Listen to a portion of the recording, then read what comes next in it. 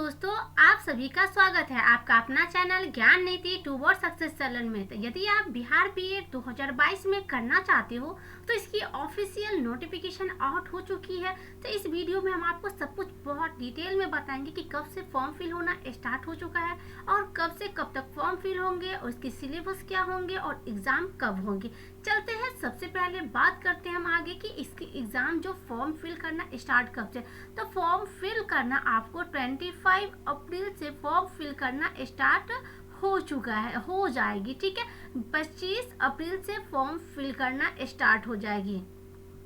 ठीक है, अब उसके बाद कब तक फॉर्म फिल हो सकते हैं और फॉर्म फॉर्म फिल होना एंड होगा आपको 17 मई। ठीक है, 17/5/2022 को फॉर्म फिल होना एंड हो जाएगा। ठीक है, तो इस डेट के बीच में आप निश्चित फॉर्म फिल कर लेना। ठीक है, अब बात करते हैं कि एग्जाम की डेट। तो जी हाँ, एग्जाम की डेट भी आउट हो चुका है कि आपको 23 जून 2022 को आपकी एग्जाम हो जाएंगी। एग्जाम आपकी 23 जून 2022 जो कि थर्सडे पड़ रहा है, इस दिन आपके एग्जाम होंगे। ठीक है, एंट्रेंस टेस्ट जो होता है वो आपको 23 तारीख को हो जाएंगे और एडमिट कार्ड जो आपके होंगे तो वो एडमिट कार्ड इशू आपको 9 तारीख को, मीन्स कि 9 जून को एडमिट कार्ड आपको 9 जून को ये इशू हो जाएगा। ठीक है, तो चलते हैं हम आगे। सबसे पहले आपको लेके चलते हैं उस पीडीएफ पे जहाँ पे हर एक चीज बहुत डिटेल में लिखा हुआ है और कैसे फॉर्म फिल करना है और एग्जाम की सिलेबस क्या है, ये सारी चीज आपको हम डायरेक्ट ऑफिशियल नोटिफिकेशन पे जाके आपको दिखाते हैं। अब देखिए, इसमें जो है एग्जाम जो आपको कंडक्ट कराएंगे, इस बार भी ललित नारायण मिथिला यूनिवर्सिटी ही एग्जाम कंडक्ट करेगी। एग्जाम जो लेगी वो ललित नारायण मिथिला यूनिवर्सिटी ही एग्जाम लेंगी। ठीक है, तो चलते हैं। सबसे पहले यहाँ पे देखते हैं कि सीईटी बीएड 2022 जो है ये 2 साल का आपको कोर्स होता है। 2 साल इसके लिए एग्जाम आपको करने होते हैं। तो इसके लिए जो एंट्रेंस एग्जाम जो आपको क्लियर करना है, उस फॉर्म फिल करने के लिए क्या क्या चाहिए, कौन से डॉक्यूमेंट लगेंगे और इसके साथ साथ क्या सब चले आगे हम देखते हैं। ये सारा नोटिफिकेशन है तो ये सब जरूरी नहीं है। सबसे पहले जो इम्पोर्टेंट नोटिफिकेशन है हम उस पे चलते हैं, उस पे जाके हम बात करते हैं। देखिए यहाँ पे इम्पोर्टेंट इंस्ट्रक्शन।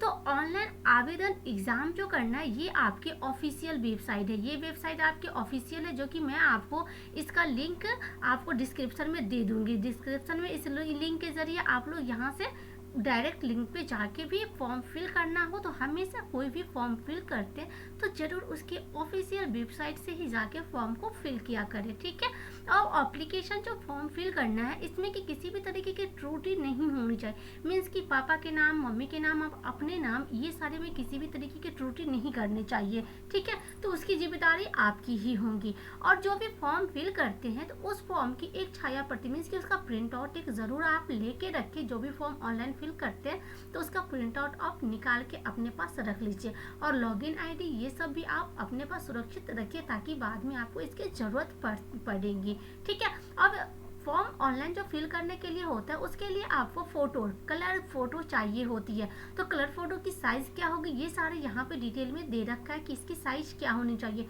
तो जरूर फॉर्म फिल करने से पहले या फिर आप कैफे में जाते हो तब तो वो आपको हर चीज बता देंगे कि कितने साइज का क्या फॉर्म है, वो खुद ही कर लेते हैं। ठीक है, बट अगर आप खुद से करते हो तो यहाँ पे आप खुद से फॉर्म फिल करने से पहले ये सारे पॉइंट को एक बार जरूर नोट कर लेना। ठीक है, उसके बाद है कि यहाँ पे आपको जो ऑनलाइन फॉर्म फिल करते हो उसमें मैट्रिक, इंटर या ग्रेजुएशन इसके जो अंक होंगे वो आपको डाउनलोड करना होगा। मीन्स कि इसके जो सर्टिफिकेट होंगे तो वो आपको डाउनलोड उस पर मतलब कि पेज पे उसे देना पड़ता है। जो ऑनलाइन फॉर्म फिल करते हैं उस पे उसके पिक लेके स्कैन करके वो फोटो आपको लगाने होते हैं। ठीक है, चलते हैं आगे पॉइंट देखते हैं। आगे पॉइंट क्या कह रहा है, यहाँ पे आगे पॉइंट में हमें देख लीजिए। आगे पॉइंट में कह रहा है कि यहाँ पे जो ये कैंडिडेट का जो पहचान पत्र है, जैसे कि आधार कार्ड हो गया, मतदान पहचान पत्र हो गया, ड्राइविंग लाइसेंस हो गया, ये सब का जो नंबर होता है ये आपको वहाँ पे एप्लीकेशन पे फॉर्म फिल करने टाइम वहाँ पे ये नंबर डालने होंगे। इसकी संख्या जो भी होती है वो आपको भरने होते हैं। 8 पॉइंट में कह रहा है कि उस फॉर्म भरते समय आप अपने जेंडर को बहुत ध्यानपूर्वक, कैटेगरी को ध्यानपूर्वक उसमें टिक आउट करना। मीन्स कि मेल फीमेल जो भी है उसे अच्छे से देखते हुए टिक आउट करना है। चलते हैं आगे पॉइंट आगे देखते हैं कि आगे क्या कह रहा है। तो आगे पॉइंट में आपको दे रखा है यहाँ पे, देखो ठीक है। तो यहाँ पे शैक्षणिक योग्यता मीन्स कि यहाँ पे जो आप जो एलिजिबल हो, जो बीएड के फॉर्म फिल करने के लिए आपकी एलिजिबिलिटी क्या होनी चाहिए, ये बोल यहाँ पे ये मेंशन क्या है, मीन्स कि 2 वर्षीय बीएड प्रवेश परीक्षा जो आपको करनी है, इसके लिए आपको यदि आप विज्ञान, साइंस या फिर आर्ट्स जिससे भी हो, तो उसमें आपको कम से कम 50% अंक है, तो ही आप इस फॉर्म को फिल कर सकते हो। यदि आपने बी या बीटेक कर रखा है तो आपको 55% चाहिए, ठीक है, तभी आप फॉर्म को फिल कर सकते हो, वरना आप फॉर्म को फिल नहीं कर सकते हो, ठीक है। चलते आगे पढ़ते, आगे क्या कह रहा है, शिक्षा छात्र प्रवेश परीक्षा सीटी में, अच्छा एक तो बीएड ये क्या हो गया, रेगुलर हो गया बीएड का, और एक शिक्षा छात्र भी है, तो उसके लिए भी आपको दे रखा है परसेंटेज मार्क क्या है 50%, ठीक है, तो वो भी इसके में भी परसेंटेज मार्क से दे रखा है। अब आगे पॉइंट आता है कि ऑनलाइन फॉर्म फिल करने समय आपको कैसे क्या करना चाहिए। तो आप अपना नाम, कैंडिडेट अपने नाम, पिता का नाम, माता का नाम, जन्म तिथि, ईमेल आईडी, मोबाइल नंबर, ये सब बहुत ही अच्छे से आप लिख के, अगर कैफे में भरा रहे हो तो आप लिख के अच्छे से ले जाना। फिर एक एक मतलब नाम के जो भी लेटर होंगे वो सारे एक एक अच्छे से देख लेना, चेक कर लेना, तभी फॉर्म को फिल करना, ठीक है। आप अपना जेंडर, नेशनैलिटी, ये सारे फॉर्म फिल करने समय आपको जरूर से भरना होता है, तो इसको बहुत ही केयरफुल, बहुत ही आराम से फॉर्म को फिल कीजिएगा, ठीक है। उसके बाद क्या लगेगा आपको, डोमिसाइल, अगर आप बिहार के हैं तो बिहार के आपको डोमिसाइल लगेंगे, ठीक है। यदि आप अदर स्टेट से हैं तो अदर स्टेट से, तो बिहार के लिए ये आपको, तो डोमिसाइल वाला फॉर्म अगर आप डोमिसाइल लगाते हो तभी आपको बिहार का माना जाएगा, और उसके अकॉर्डिंग आपको बिहार के जो भी प्रॉफिट आपको मिलेंगे, लाभ मिलेंगे, तो भी मिल पाएंगे, नहीं तो अन्यथा आप अन्य, अगर बिहार के हो भी, अगर आप डोमिसाइल नहीं लगाते हो तो आपको अन्य में रखा जाएगा, अदर में रखा जाएगा, कि मतलब आप बिहार के, आपको प्रॉफिट, बिहार का कोई भी लाभ आपको नहीं मिलेगा, बिहार के निवासी होने का आपको लाभ नहीं मिलेंगे, ठीक है। उसके बाद श्रेणी, कैटेगरी में मीन्स कि आप बीसी हो, ईबीसी हो, एससी हो, एसटी हो, जो भी हो, वो आपको इस कैटेगरी में, अब कैटेगरी आपको भरना होता है, ठीक है। दिव्यांग है तो दिव्यांग के लिए भी यहाँ पे दे रखा है कि अगर आप दिव्यांग है तो आप इस कैटेगरी में यस करना, नहीं है तो नो कर देना, ठीक है। उसके बाद विवाहित, यदि आप विवाहित हैं तो मीन्स कि खासकर लड़की का होता है कि विवाहित या अविवाहित आपको चयनित करना होता है, ठीक है। लड़के भी विवाहित अविवाहित में होते हैं, ठीक है। चलो आगे देखते हैं, आगे पॉइंट क्या कह रहा है। तो आगे पॉइंट यहाँ पे सब कैटेगरी दे रखा है, तो इसमें क्या है, सब कैटेगरी में कह रहा है कि इसमें जो आप, अगर मान के चलो आपकी कोटा है, जैसे कि अगर सैनिक कोटा होती है तो सैनिक कोटा या फिर दिव्यांग की थी, इसके अगर आप लाभ चाहते हो तो आपको इसके मूल प्रमाण पत्र जो होंगे वो काउंसलिंग के साथ टाइम आपको वहाँ पे अनिवार्य रूप से दिखाना होगा, और फॉर्म फिल करने के टाइम इसके जो आपके ओरिजिनल डॉक्यूमेंट होंगे दिव्यांगता के या फिर सैनिक कोटा के, तो वो आपको अपलोड करने होंगे। और सैनिक कोटा का जो लाभ होगा उसके बेटे या फिर अविवाहित पुत्री ही ले सकती है, मीन्स कि अगर आपके सैनिक के कोटे में आते हो बट आप विवाहित हो तो आप इसके लाभ नहीं उठा सकते हो। आगे पॉइंट में है, यहाँ पे दे रखा है कि आगे पॉइंट में ये बता रहा है कि आपको अपना पूरा पता, कंप्लीट एड्रेस जो है वो अच्छी तरीके से एड्रेस बनना है, पिन कोड बनना है, और मैट्रिक, इंटर, और आपके पास जो भी, जैसे कि आप ग्रेजुएशन कर रखे हो तो मैट्रिक, इंटर और ग्रेजुएशन, इसके मार्कशीट जो भी आपके पास है उसे आपको अपलोड करना होगा इसमें फॉर्म फिल करते समय। आगे पॉइंट दिया है कि आपको एग्जाम देने जो है, तो एग्जाम के सेंटर के लिए आप जो चूज करोगे उसे बहुत ही ध्यान देके एग्जाम के सेंटर को चूज करना। क्यों? क्योंकि अगर आप चूज कर लेते हो सेंटर और उसके बाद यदि आप उसमें किसी भी तरीके की आप चाहते हो कि ये परिवर्तन हो जाए तो वो परिवर्तन स्वीकार नहीं किया जाएगा, ठीक है। तो इसी वजह से फॉर्म फिल करने के समय ही आप ध्यान से देख लेना कि आपको कौन से सिटी में सेंटर चाहिए आपको फॉर्म फिल करने के लिए, ठीक है। और चलिए आगे देखते हैं आगे क्या कह रहा है। तो आगे ये पॉइंट आता है, यहाँ तक तो हो गया। आगे देखते हैं आगे घोषणा, वो भी ये सारे पत्र आगे, उसके बाद देखते हैं यहाँ से फॉर्म बहुत अच्छे अच्छे से फिल करना है, एक एक चीज पढ़ के, ठीक है। फॉर्म फिल हो जाए उसके बाद डिक्लेरेशन पे क्लिक करके फिर आपको सबमिट कर देना होता है। उसके बाद आप ये फॉर्म फिल करने का प्रिंट आउट तो जरूर एक प्रिंट आउट निकाल के अपने पास रख लेना। आगे हम देखते हैं कि आपको एग्जाम सेंटर के जो सिटी के नाम दिए गए हैं उस नाम आप देख लो, जहाँ पे आपको इजीली पड़ता है कि आपके घर के नियर जो भी पड़ता है उसमें वो सेंटर आप चूज कर लेना, ठीक है। आगरा, भागलपुर, छपरा, दरभंगा, गया, हाजीपुर और मधेपुरा और मुंगेर, मुजफ्फरपुर, पटना और पूर्णिया यहाँ पे दे रखा है सबका कोड। अच्छे से ध्यान से इसे देख लेना। फिर उसके बाद आप लोग फॉर्म फिल करते समय इसे डाल देना कि आपको कहाँ पे इसकी एग्जाम की सेंटर चाहिए, ठीक है। चलते हैं नेक्स्ट आगे पॉइंट पे, देखते हैं कि आगे क्या कह रहा है। अब प्रवेश परीक्षा में प्रारूप मीन्स कि आगे प्रवेश से परीक्षा में देने के लिए आगे क्या करना होगा, ये आगे की बात देखते हैं।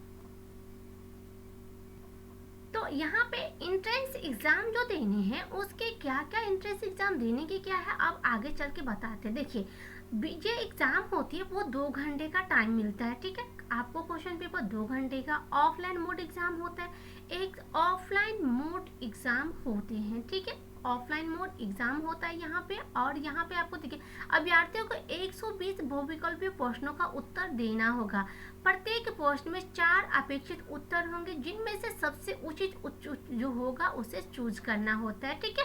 और उसके बाद आगे 120 क्वेश्चन मीन्स कि 120 नंबर होते हैं, ठीक है। आपके इसमें निगेटिव मार्किंग बिल्कुल भी नहीं होता है। तो सबसे अच्छी बात है कि यदि आपको यहाँ पे ये लगता है कि इसमें निगेटिव मार्किंग जो होंगे वो निगेटिव मार्किंग नहीं होते, तो अगर किसी भी क्वेश्चन में डाउट होता है तो फिर भी आप लास्ट, अगर आपके पास ऑप्शन नहीं बचे तो आप लास्ट में तुक्का लगा सकते हो, क्योंकि निगेटिव मार्किंग तो होता नहीं है, ठीक है। अब देखो यहाँ पे इंग्लिश से 15 क्वेश्चन। अब हम लोग पैटर्न देख लेते हैं कि एग्जाम में किस सब्जेक्ट से कितने क्वेश्चन बनते हैं। तो इंग्लिश से 15 क्वेश्चन मीन्स की क्या है, यहाँ पे 15 मार्क्स, ठीक है। 15 क्वेश्चन 15 मार्क्स। और ये शिक्षा शास्त्री की जो थी तो उसके लिए भी 15 क्वेश्चन उससे 15 मार्क्स के होते हैं, ठीक है, वो उसके लिए है। बाकी इधर जनरल जो आप बीएड कर रहे हो उसके लिए आपको इंग्लिश के 15 क्वेश्चन होंगे। उसके बाद हिंदी से, तो हिंदी से भी 15 क्वेश्चन होता है और ये 15 मार्क्स के होते हैं। उसके बाद आपकी बात आती है रीजनिंग की, तो रीजनिंग से आपको 25 क्वेश्चन और क्या होता है 25 मार्क्स के होते हैं। जनरल अवेयरनेस सबसे ज़्यादा वेटेज अगर है तो जनरल अवेयरनेस का है, क्योंकि जनरल अवेयरनेस से आपको 40 जनरल अवेयरनेस से क्या होता है 40 क्वेश्चन सिर्फ जनरल अवेयरनेस से मीन्स कि 40 मार्क्स का जनरल अवेयरनेस है। और टीचिंग लर्निंग एनवायरनमेंट तो इससे क्या होते हैं 25 क्वेश्चन टीचिंग का जो होता है तो उससे 25 क्वेश्चन और कितने मार्क्स के 25 मार्क्स के होते हैं। आई होप कि आपको समझ में आ गया कि हर एक टॉपिक का कितना वेटेज है आपके एग्जाम के लिए। तो जनरल अवेयरनेस को अच्छे से ध्यान से देखिए, लॉजिकल रीजनिंग है उसको भी अच्छे से देखिए, क्योंकि 25 नंबर और रीजनिंग से आपको इजीली नंबर गेन करना बहुत ही आसान होता है। अब बात करते हैं आगे कि कितना परसेंटेज चाहिए पास होने के लिए। तो देखो यहाँ पर जो जनरल कैटेगरी के लिए दे रखा है कि 35% मीन्स कि 42 अंक होने चाहिए। और SC ST EBC और WBC ये सब के और दिव्यांग के लिए आपको 30% मीन्स कि 36 मार्क्स। तो ये तो पासिंग मार्क है, बट मैं आपको क्लियरली बता देती हूँ कि इतना से पास होने से ज़रूरत नहीं होगा, क्योंकि इससे आपको एडमिशन नहीं होने वाले। यदि आप चाहते हैं कि गवर्नमेंट कॉलेज में आपकी एडमिशन हो जाए, कम पैसे लगे, कम खर्च में आपके बीएड हो जाए, तो उसके लिए आपको कम से कम 80+ मार्क्स लाने ज़रूरी है। 80+ टारगेट रखिए कि 80 और 100 के बीच में हमारा मार्क्स आए, तभी आपके गवर्नमेंट कॉलेज में आपके हो पाएंगे, ठीक है।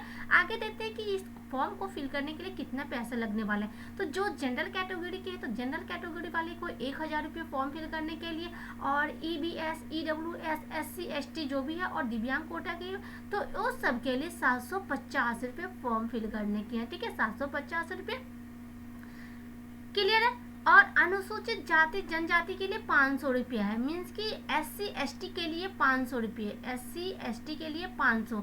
ऊपर सबसे पहले जनरल की बात कर लेते हैं तो 1000 रुपया जनरल के लिए।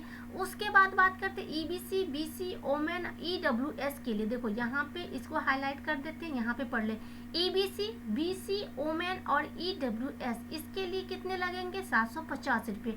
उसके बाद SC ST कैटेगरी के लिए इसके लिए 500 रुपीज़ लगेंगे फ़ी, ठीक है। तो ये सारे ऑनलाइन पे आपको मोड में इसे ऑनलाइन पेड करना होगा और उसके बाद ही आपके एंट्रेंस आपके एडमिट कार्ड आएंगे, फिर आपके एंट्रेंस एग्ज़ाम होंगे जो कि एंट्रेंस एग्ज़ाम आप अच्छे से देना ताकि गवर्नमेंट कॉलेज में आपकी एडमिशन हो पाए और कम पैसे में आप एग्ज़ाम को अच्छी तरीके से दे सकते हो।